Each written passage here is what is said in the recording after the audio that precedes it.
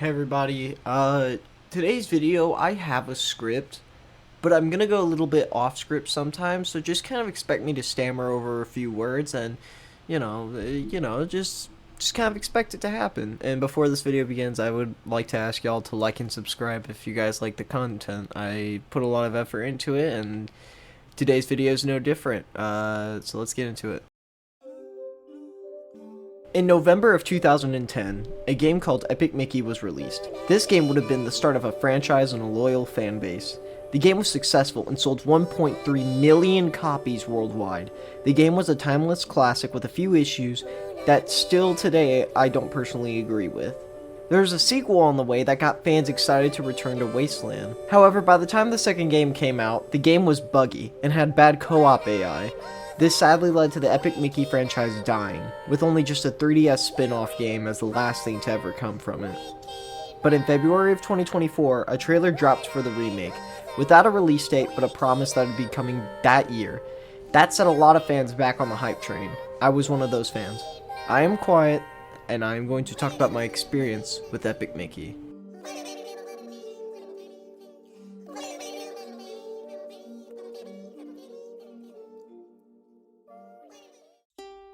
I think back in 3rd grade, I went to my grandma's house and my aunt was there. And she let me play on her Wii U, and she had a game called Epic Mickey 2, The Power of Two. And me and my little brother, we got our Wii remotes working, and we started playing it. And it was really fun. I really liked it. So when we got home, immediately we bought Epic Mickey 2 as soon as we could. And we played that game for 3 months straight, because we loved it so much, and then we stopped playing it. But then young me was like, well, there's a second game, there's gotta be a first. So by the time I was in 4th grade, I was looking around to find a copy of Epic Mickey 1. Sadly, any store I went into, I couldn't find it. Couldn't find the game at all, so I gave up and just wished for it for Christmas. And I got it for Christmas. I immediately started playing it, and I fell in love with it. Even as a kid, I knew the first game was way better than the second game. I love the story. I love the different, atmosphere that one has compared to 2. I love the fact that Gremlin Gus is such an important character in this game than he is in the second one. Everything from how Mickey has ink droplets coming out of him to how the sketches work, just everything felt so much better. The bosses felt way better in 1 than they did in 2. So, after playing 1 and 2, I immediately looked up when Epic Mickey 3 was coming out. I was intrigued. And I came to a sad conclusion that the company that made Epic Mickey got shut down due to the fact the second game didn't sell well. That made me really upset. In February of this year, so I'm in my senior year, and I'm in computer class just coding away, and then all of a sudden get a video recommended to me, Epic Mickey Rebrush trailer. At first, I think it's a fan project made by the Epic team. You know, I saw a bunch of their videos, and I was like, oh, this is another project that they're gonna make, and they're gonna get a lot of progress done, and then they're just gonna, for whatever reason, cancel it, because that's usually what they do. No shade towards them, but that is what they do.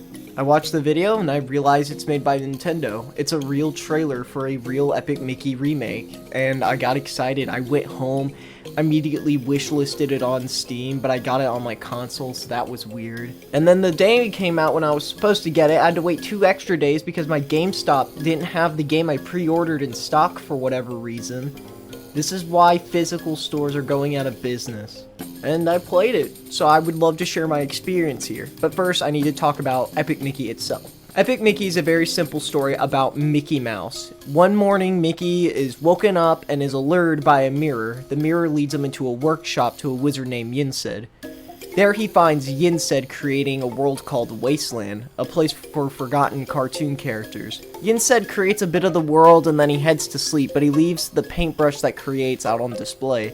Mickey gets his hand on the paintbrush and he starts trying to create himself because he's a narcissist, and then accidentally creates the Blot. The Blot is a monster made out of paint, which doesn't make sense. There's a lot of stuff in this game that doesn't make sense. Like, how did he create the Blot? That makes no sense. Because, like, in the game, theoretically, he could just create another one. Mickey freaks out after seeing the Blot form, so he grabs a thinner bottle to try and destroy the Blot, but he hastily leaves, leaving the thinner bottle out on the table as it falls over and falls into Wasteland, along with the Blot going inside of Wasteland as well. A couple years goes by, and Mickey Mouse is now a famous cartoon character. But then one morning, or I guess in the middle of the night now, judging by the rebrushed lighting, I'm guessing it takes place at night now, Mickey is taken from his house and pulled back in through the mirror and into Wasteland. There he meets with a character named the Mad Doctor. The Mad Doctor wants to dissect Mickey and take his heart from him, but his plan goes awry when Mickey breaks through a iron-like clap,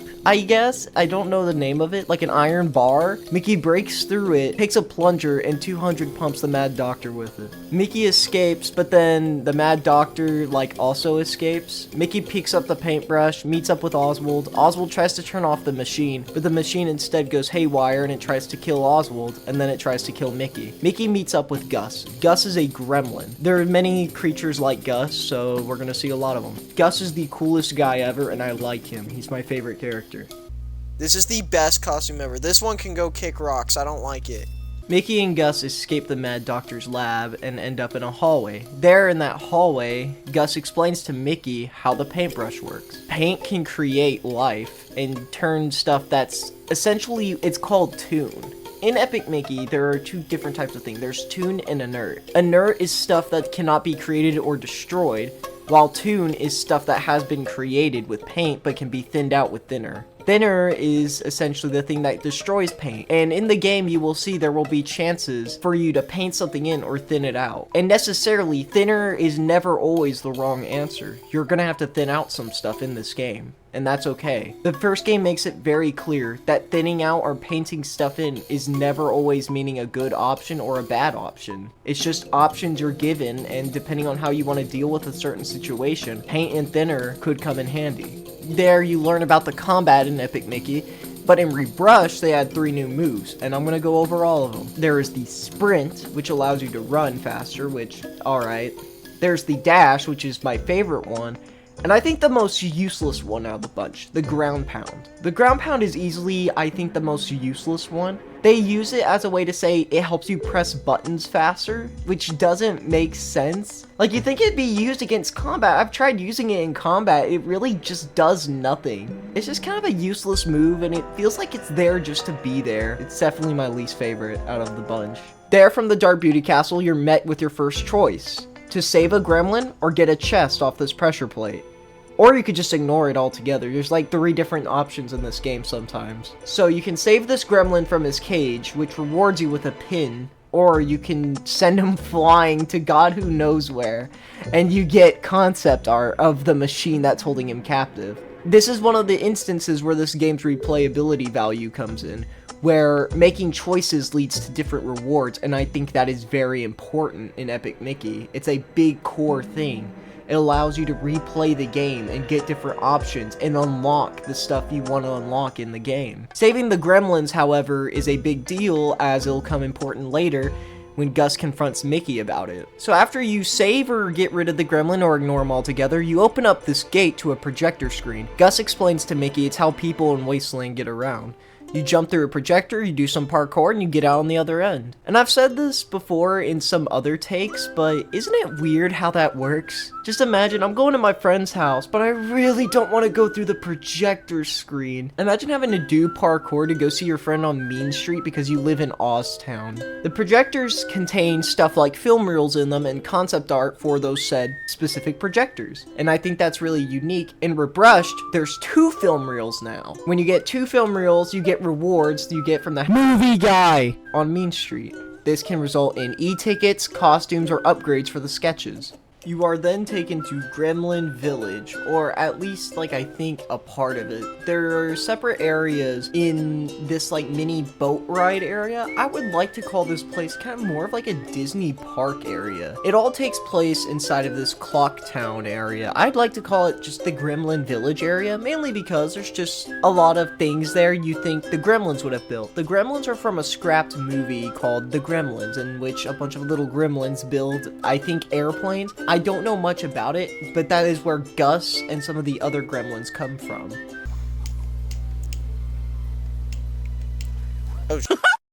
What the? My bad for swearing, but do y'all see this? Why is that like that? What? Oh, if you press the ground pound input, it like... Wait, no? The gremlins were put into cages through, I'm guessing, spatters or the Mad Doctor. In Gremlin Village, you are met with many dilemmas, such as fixing Gremlin Village because it's all gone to crap. Gus's house has been thinned out, some of the rides aren't working, just a lot of stuff in Gremlin Village is down for whatever reason. So eventually you fix Gremlin Village or destroy it. Well, destroy it, you mess it up depending on what route you take. You then head to another area, and you do some more stuff, and then you head to the first boss in the game. This is one of my favorite bosses, and it's the Clock Tower. The Clock Tower, I think that's just his name. I think that's just the boss's name. The Clock Tower. I remember listening to the song of the boss over and over again as a kid, and I remember seeing this one comment, and it was... Imagine if they remade this game. And I was like, yeah, the clock tower would be scary. Well, in the remake, it's actually kind of more bright in a way, where it kind of gets rid of all the scary elements the original game had. The clock tower is a boss because he's been listening to It's a Small World on loop. And sadly, due to copyright issues and the fact that It's a Small World is playing during his boss theme, I can't play his boss theme here. Which is weird, because they had trouble getting the lyrics to It's a Small World. But if I had to guess, they probably just didn't put it in the game because it would have been way too creepy as a boss theme of a bunch of little kids singing It's a Small World while you are being almost squashed to death by this giant menacing mechanical clock. From now on, I'm going to say you deal with the bosses instead of saying you kill or you friend them, because there's two different ways, and sometimes three, that you can deal with bosses. So after dealing with the clock boss, you make your way to Mean Street. Gus quickly explains what happened to Mean Street. It was built by Oswald to welcome forgotten characters into Wasteland. However, because of the Thinner disaster, Mean Street turned more into a sad town. The Thinner disaster did more than just Mean Street. It did every location dirty, and kind of got rid of that magic and hope for these forgotten characters. Going to Wasteland was more like a punishment than retirement. You're sent to a world that's been destroyed by a beloved icon, and while he's out doing stuff that gives him money and fame, you're stuck in this world that essentially he caused, and he gets no repercussions for it. So areas have been destroyed or have been altered. You meet characters in Mean Street, kind of like old cartoon characters that you would see in stuff like Mickey Mouse comics or old Mickey Mouse cartoons. Then you get to the first character that you don't really feel like should be in Wasteland. Big Bad Pete. Big Bad Pete is Pete, which is weird. I don't think anyone forgot about Pete. He's a pretty, dominant character in Mickey Mouse, just in any Mickey Mouse cartoon. He's always portrayed as a bad guy or a guy that kind of comes around to liking Mickey, depending on what you're watching. Clubhouse is one of those things. He treats Mickey like garbage for ending up in Wasteland. Keep in mind, no one in Wasteland is actually aware that Mickey caused the Thinner disaster. They just hate him because Oswald told them to. Oh yeah, Oswald. I mentioned him before. He's pretty important. So Mickey needs to go get answers from Oswald or a way to get back to his world. So on Mean Street, you figure out the projectors are out and you have to start them back up again, and now more MacGuffin stuff. These are power sparks. Power sparks power the projectors and allow you to go to different places.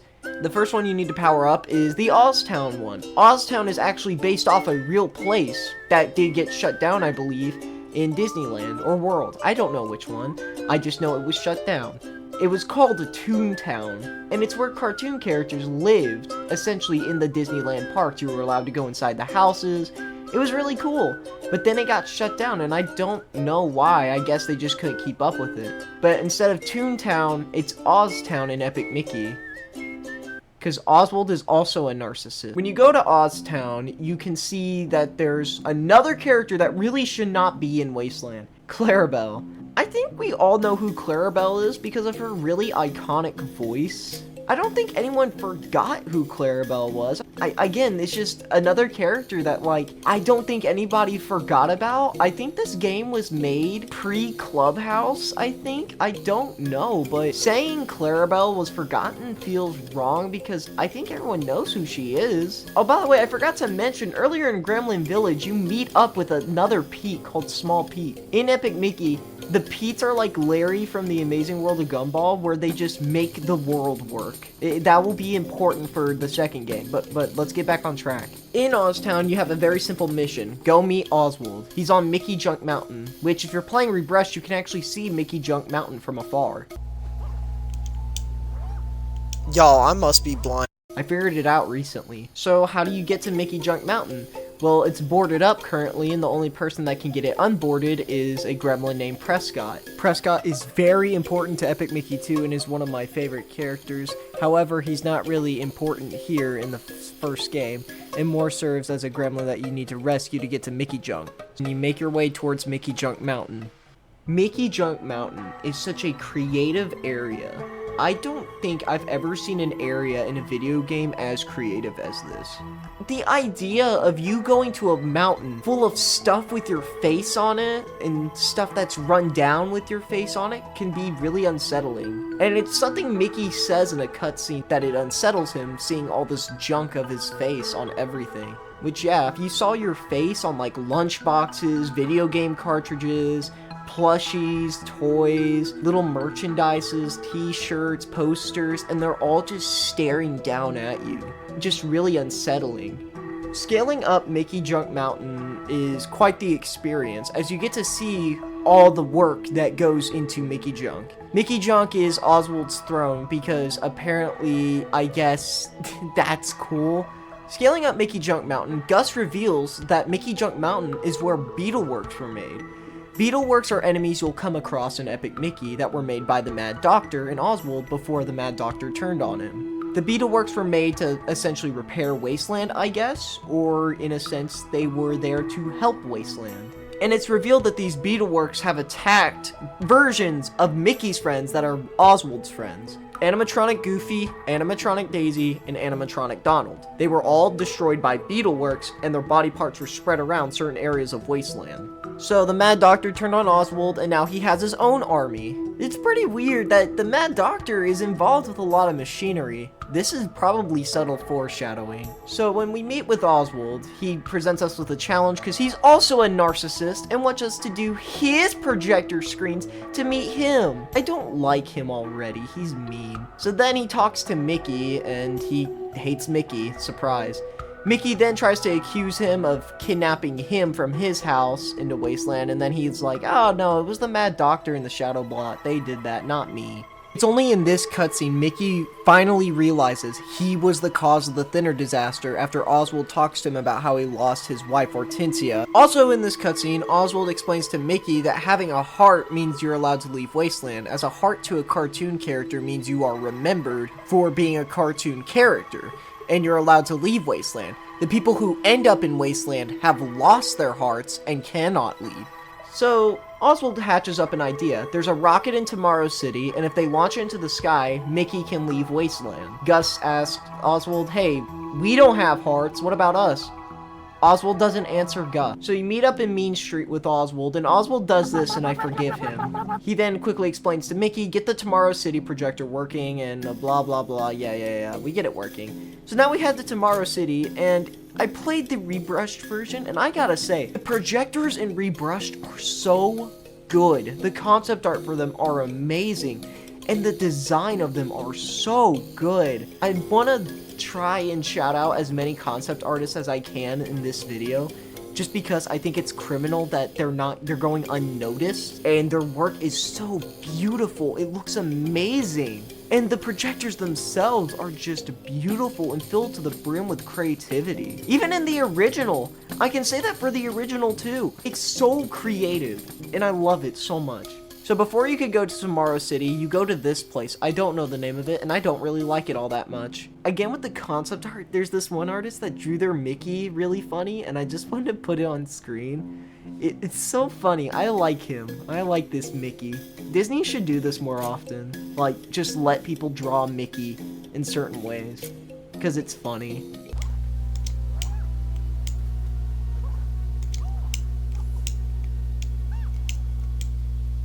Awesome. And then you head to Tomorrow City, well, more importantly, like, the very top of it, because there's a rocket there. Oh, no! My greed got the best of me. Oh, that's what my greed looks like. My greed is a cool-looking robot. You head to the rocket in Rut Row, the rocket pieces are missing. Oswald explains the Mad Doctor took them. Whoops. What do you have to do now? You have to get those pieces back. So now you go to, I think he's my least favorite boss in the game, Pete-tronic. Pete-tronic's boss fight definitely is harder in Rebrush, but not saying that by much. His boss fight's pretty easy, but it's definitely a little bit more difficult in Rebrush. Just not by a wide margin, again, just by a tiny amount. After dealing with Pete-tronic, you get one of the rocket pieces and now you head back. Now you need to go to Ventureland. Ventureland is definitely my least favorite area in the game. I love pirate stuff. I love Sea of Thieves. I just love pirates. I like King K. Rool. Again, I will say this again. I like pirates. I just don't think Ventureland is an interesting place. So when you head into Ventureland, you meet up with animatronic Daisy. She gives the same spiel as Goofy, go find my parts. She also reveals that animatronic Donald is real and that you need to go find him. But the weirdest part in Ventureland, you come across another character who should not be in Wasteland. Mr. Smee from Peter Pan. I don't think people forgot what Peter Pan was. A movie that definitely belongs in Ventureland more than Peter Pan would be Treasure Planet. People remember what Peter Pan was, but Treasure Planet is kind of a cult classic in a way that, like, nobody really knows about it, and it was a flop, right? I guess I digress, but let's continue. Mr. Smee explains that Captain Hook was trying to go to Skull Island. Their home is now invaded by Beetleworks versions of the pirates that are part of the original crew. First, you head to Tortuga. So there, you have to make your way to Skull Island, and, you know, it's just that. I should have mentioned you got the sketch. Yeah, I should have mentioned that before. Sketches are important, kind of. You can use them in combat, but they're kind of useless since paint and thinner already do the job pretty much. There's a TV sketch which allows you to power on electrical stuff. There's a time sketch which slows everything down and is useless unless you're facing with a slobber. And then there's an anvil sketch which is pretty cool and it's one of my favorites, and I'm kind of sad it's the last one you unlock in both games. Be like their own person. And does this kill me by the way? So you deal with Tortuga's problem and then you head to Skull Island. Skull Island is pretty cool. It's an island in the shape of a skull, and there's many islands surrounding it. So you need to get a little boat working. Apparently it's Mr. Smee's boat, so you have to go to the Jolly Roger. If you don't know what the Jolly Roger is, it's Captain Hook's real boat from the cartoon movie. But before you can do that, you have a morality option. The machine that's turning these toons into robots, you can break, you can fix it, or you can just ignore it entirely. You see this complicated machine on Skull Island? Yeah, we're gonna ignore it. Or explode it. There's 4 ways of dealing with this stupid machine. So if you fix it, the robots turn back into toons. If you break it, they're doomed as robots forever and you have to kill them. And then there's exploding it, which makes it unable to do anything, so it's kind of the same as thinner. And then there's the 4th option, ignoring it, because it's kind of just in the way. You meet up with Pete Pan, who's on top of the Skull Island rock, and he explains that he has a fairy that rests on top of Captain Hook's boat. I think it's a Sprite. We'll call it a Sprite, like the drink, and I like Sprite. My buddy Bird God loves Sprite. So Mickey sets sails for the Jolly Roger after freeing Mr. Smee's boat from thinner, I guess, because it's inert. There's a lot of issues with Wasteland and Toon and inert stuff. You head over to the Jolly Roger and you deal with Captain Hook. There's 3 ways to fight him. I like Captain Hook's fight. Captain Hook is such an interesting boss because it's like, he really should not be in this game. No one forgot about Peter Pan the movie. If I had to take a wild guess why they would want people to forget about Peter Pan, it would be that one scene with the TP. We don't talk about that area. So dealing with him in 3 ways. The crocodile from Peter Pan is there. The crocodile is like Captain Hook's nemesis. TikTok Croc is one of the ways to get rid of Captain Hook using thinner. You thin Captain Hook out, and you kind of set up these little pathways for Captain Hook to get eaten alive. Or, you can deal with Captain Hook by freeing the Sprite, and then letting Pete Pan deal with it. Or you could kill Captain Hook and then just essentially get the Sprite afterwards, which I don't know what that does, and I'm trying to go for a Pete run where I make all the Pete's nice, because I forgot to do it on my first run. So you get another rocket piece, yay! Eventually, you head back to Mean Street, and now you have another issue to deal with. You have to fix another projector screen to go to the Lonesome Manor, or Bog Easy. We're going to Bog Easy, my bad. There was another area that they considered for Rebrush, and I'm just kind of glad they didn't do it, mainly because Epic Mickey's already a pretty long game, and adding another area would just really not provide anything. This area being the Alice in Wonderland area. It gets destroyed in the first opening cutscene, same with Rebrush. What's really funny is that they reconsidered bringing it for Epic Mickey 2, but then it got axed. Then for the 3DS game, was considered, got axed. This thing is a train of bad luck, and every stop is being considered, and then the train moves along without it. Like, oh my gosh, I'm just glad it wasn't in Rebrush, mainly because the ideas for it were really creative, but really just different from the areas you do go to. And I have a theory that it is actually in Epic Mickey 2, and you actually do go to it in Epic Mickey 2. However, that will be for Epic Mickey 2, so, you know, stay around for when I make a video on Epic Mickey 2, and let's get back on track. I'm sorry. So we go to Bog Easy, and in Rebrush, it's playing the wrong music. It's playing the Lonesome Manor theme, which I got there and I was like, is this the wrong music? Because Bog Easy sounds like a swamp, you know? You know how swamps have a theme with like a banjo? Every swamp theme has a banjo. And I just thought it was hilarious because, like, yeah, that's pretty funny. I hope they patch it soon though. It kind of sucks Bog Easy is just nowhere in the game. The theme is nowhere in the game. Bog Easy is overrun by ghosts, because the ghosts have been kicked out of the manor due to the piano not working, and also because the Mad Doctor is messing everything up, dang it. So now you have to get to the Lonesome Manor. You can either choose being friends with the ghosts to get there, or being friends with the Toons. I think, honestly, the correct path to take here would be being friends with the Toons more than being friends with the ghosts, because the ghosts don't live in Bog Easy, they live in the manor. Send them back from whence they came. So you head to Lonesome Manor, and it's pretty impressive. I like the cutscene where Gus is scared and he's hiding from Mickey. I thought it was really funny. I'll put it in the video. It's funny. Editor, do the, if you're already doing it, thank you, but it's a really funny cutscene. And then you meet up with the Mad Doctor. The Mad Doctor, like, taunts Mickey, but then he just goes away. He says, "Do not come closer," and then he flies off.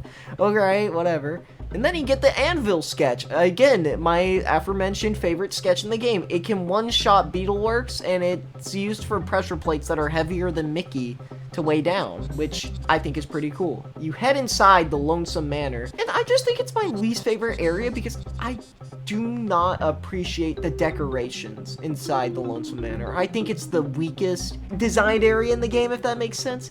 Tomorrow City had a futuristic design. Yeah, pretty cool. Ventureland, even though I said it's my least favorite, has this, like, jungle theme to it and this pirate boat stuff to it. Yeah, pretty cool. But Lonesome Manor's just a generic mansion. And yeah, that should be the theme, but it's really done in a generic way. And I don't think it really stands out for me to appreciate it for that. I don't see the windows.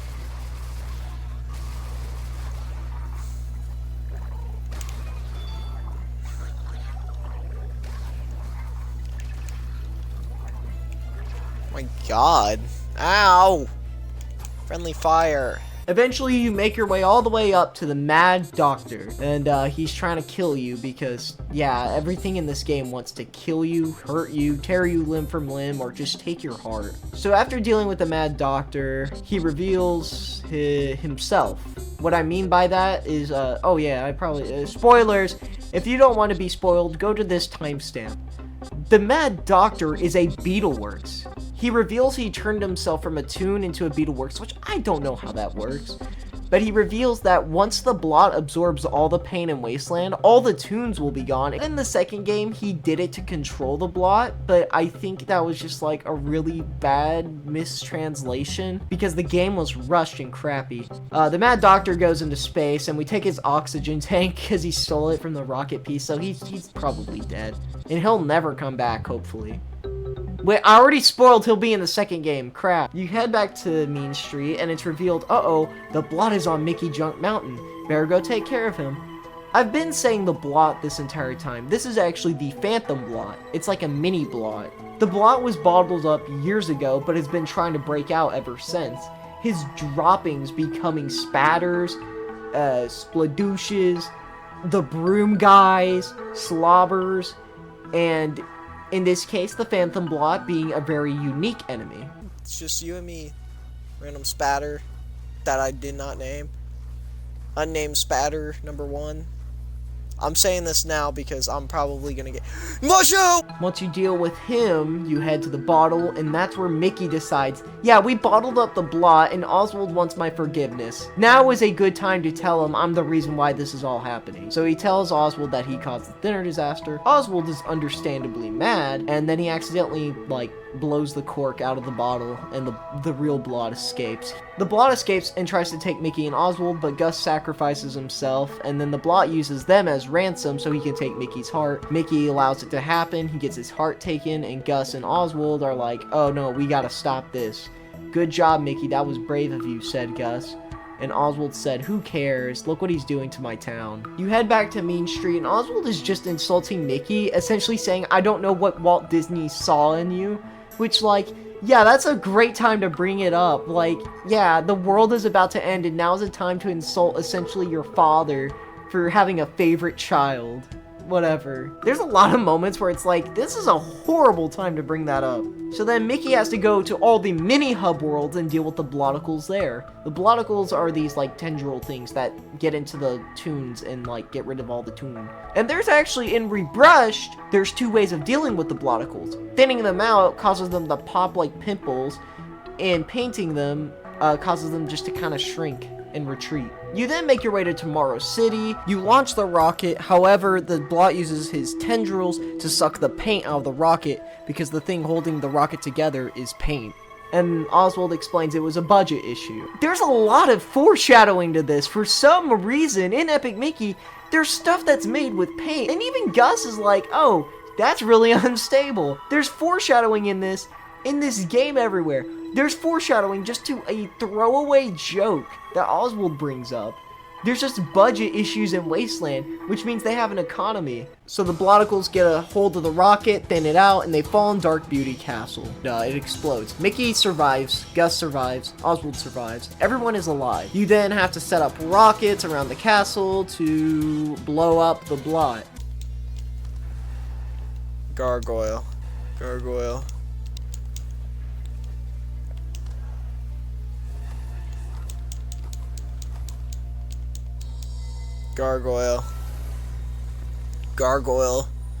Power. But right before they do, Mickey and Oswald want to shake on hands to make sure they're not on bad terms anymore. But Oswald kind of makes some throwaway jokes like, you didn't create the Mad Doctor, right? Which, what? What do you mean he didn't create the Mad Doctor? Isn't that your best friend? There's stuff that doesn't make sense. The Mad Doctor was in Wasteland, and it turns out he was a toon at one point, so Mickey couldn't have created him. If you want to get psychological, then yes, Mickey did create the Mad Doctor because he had a nightmare about him trying to kill Pluto. The Blot kidnaps Oswald right before they can shake hands, and then Gus also gets kidnapped, which is sad. I mentioned this before, but Gus rewards you depending on what you do in the game. If you free every gremlin, he gives you a gremlin pin. Got it on my first paint playthrough, and I'm really proud of myself. You're now inside the Blot, and you come face to face with some of the creepiest enemies in the game so far. It is renditions of the people you met in Wasteland, but now they're all blotified. Their souls have been taken over by the Blot, and their bodies are now made out of Blot particles, which is, I think, the darkest part of this game. I would argue it is the darkest thing I have ever seen in this game so far. The fact now you have to come face to face with and the only way to deal with them? By spinning them. No jump, no paint, no thinner. You need to spin and kill them, because that is the only way you're gonna have to deal with those enemies. And then, after a while, you free some tendrils to release Mickey's heart and also release Oswald. It was this moment in this cutscene where I realized how unique this game is. I didn't mention this in any of the past times I've been recording this, but throughout my playthrough, I kept feeling this weird feeling this feels so unreal. This game that I love gets remade, and it just doesn't feel real. It wasn't until the last cutscene it finally hit me, because people cared about this game. There were people who cared about this game enough to remake it with War Inspector.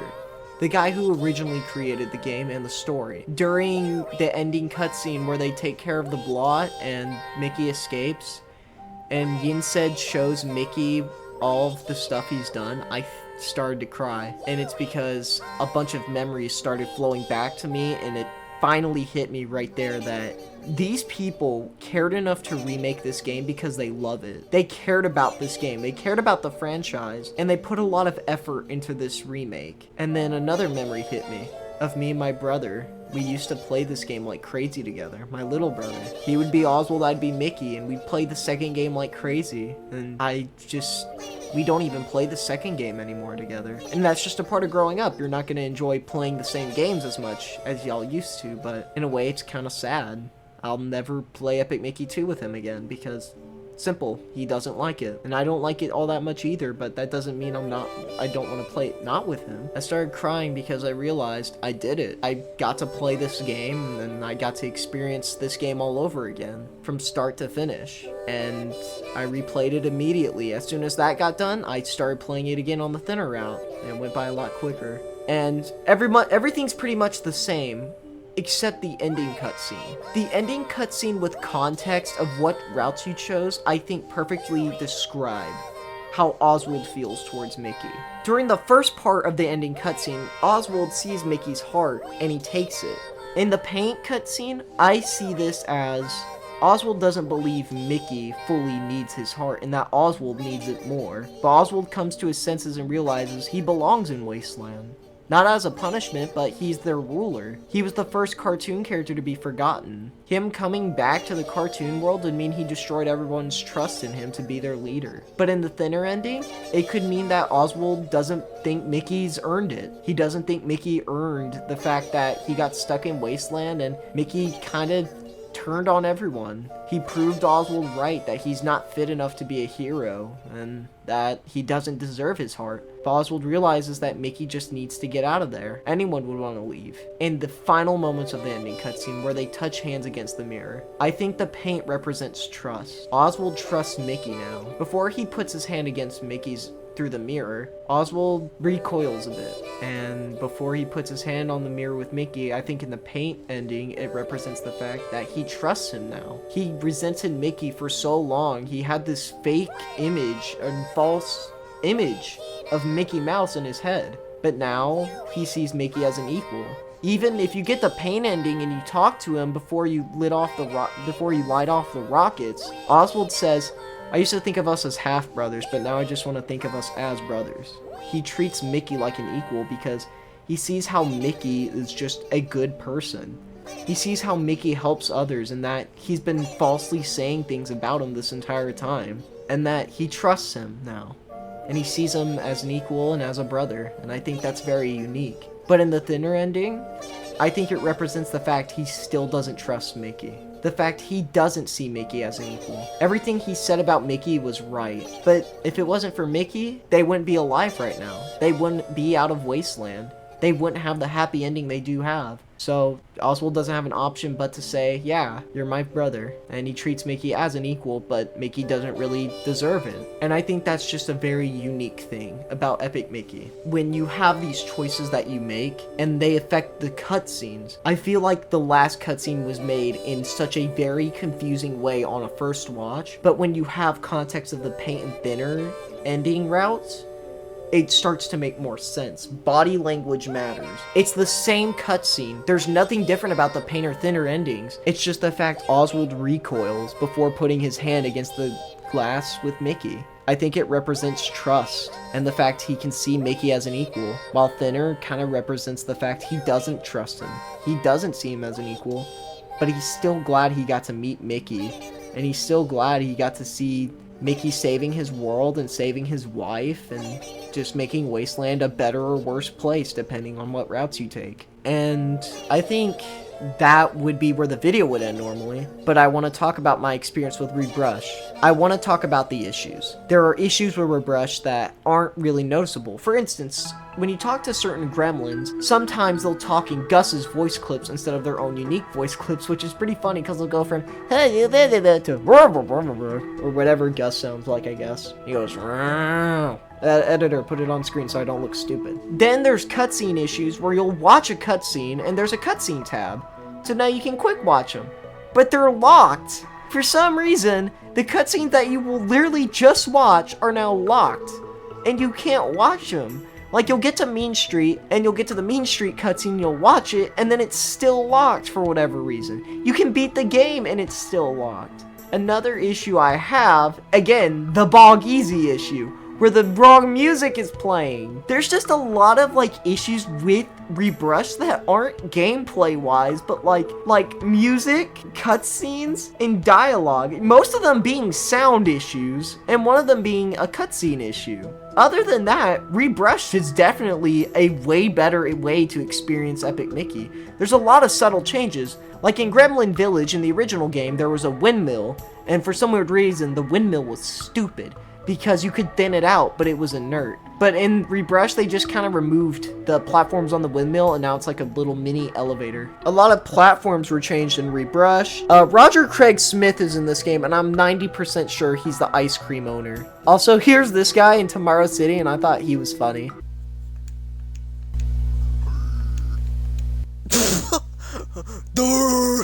Overall, just Rebrush was an amazing game, and they tease us with the idea of Epic Mickey getting another game. At the end of Rebrushed, there's that final cutscene where it teases the idea of Mickey Mouse getting into more trouble, and I'm just gonna say this. If there are plans to make 3 or a remaster of 2, I would love to see a remaster of 2, but I would be more interested in seeing 3. The reason why is because I don't want Epic Mickey 2 to have it happen again, where 2 is horrible, and that it was rushed.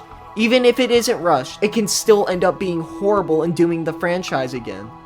I would love just to get to 3, but if people want to see 2 be remastered, then so be it. 2 does deserve it. I think there's only one plot line in 2 that's really interesting when we get to it and when I talk about it. I think the fact that this game made me cry, though, it wasn't even the game. It was the fact all the memories I have shared with this game, and the fact I was even alive now to play this game is just amazing. It's a beautiful game, and I can recommend it to anyone who likes Disney or people who are looking for a fun platformer to play. And I think this game has gone under the radar so much, and it deserves so much better. I just want to kind of take this moment to thank the people that made Remaster and the original game. Just thank you. The game is beautiful. And the locations, the concept art, everything about it is beautiful. I just think Warren Spector is just an amazing person who has such a unique way of storytelling and a unique way of doing certain things. And the people that made these games, like Junction Point, who made the original Epic Mickey before they sadly got shut down, did an amazing job making the first game. And Purple Lamp blew it out of the water, and THQ Nordic doing that too. It's just such an amazing game. I cannot put into words how much I love Epic Mickey. When I get to reviewing 2, I just want y'all to know I love this franchise. And strangely enough, this franchise is the reason I started animating, not Rayman. My channel is mainly Rayman stuff, but I think more of Epic Mickey in high regards. I recently started watching YouTubers who cover Epic Mickey content, and they're really cool people. And I just wanted to take this moment to thank anybody who's been watching my videos. It's just been a long journey, and I'm really glad I got to share my thoughts on Epic Mickey 1 and how Rebrushed is. If you're looking for a fun platforming experience with a rich story and beautiful worlds and just endless replayability value, this game is for you. But if you're kind of irking the price tag, then you just buy the original. It's only $6, but expect a lot of things to be kind of iffy. Yeah, I think that's where the video will end. Thank you for watching.